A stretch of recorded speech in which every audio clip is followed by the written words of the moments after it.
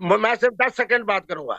جی صاحب. اگر فمستمتعتم سے مراد متا ہے، اور حضور کے زمانے میں بھی متا تھا، صدیق اکبر کے زمانے میں بھی متا تھا، وسانتین من خلافت عمر بھی متا تھا، سیدنا علی پاک سے لے کے حضرت سیدنا امام حسن عسکری تک کسی امام نے زندگی میں ایک مرتبہ متا کیا ہے. اور شیعہ روایت تو میں تو کہہ رہا ہوں کہ پیش کرے.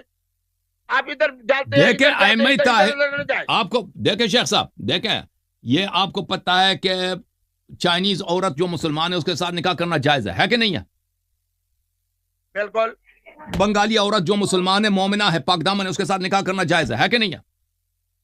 بالکل بالکل. کوئی حدیث ہے بھائی، کوئی حدیث ہے کہ کسی پیغمبر، کسی امام نے کسی بنگالی عورت یا چائنیز عورت کے ساتھ نکاح کیو؟ وہ تو اہلیت کے لیے یہ شرط تو نہیں ہوتی ہے. اور بھائی جب امام علیہ السلام نے بتا دیا کہ جائز ہے، یہ سنت ہے، یہ ادا کیا کرو، تو آپ کہتے ہیں کہ دکھاؤ کہ امام نے خود کیا ہو. ٹھیک ہے نا، یہ کوئی ضروری نہیں ہے کہ وہ خود کریں. کیا رسول صلی اللہ علیہ وسلم نے کسی بنگالی عورت سے شادی کی ہے؟ نہیں کیا جائے. تو بنگالیوں سے شادی کرنا حرام ہے، یہ کوئی کہہ سکتا ہے؟ رسول صلی اللہ علیہ وسلم نے کسی پنجابی عورت سے شادی کی ہے؟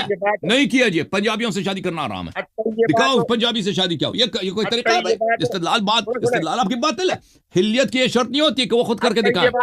وہ کہہ دیں کہ کر دو تو جائز ہے.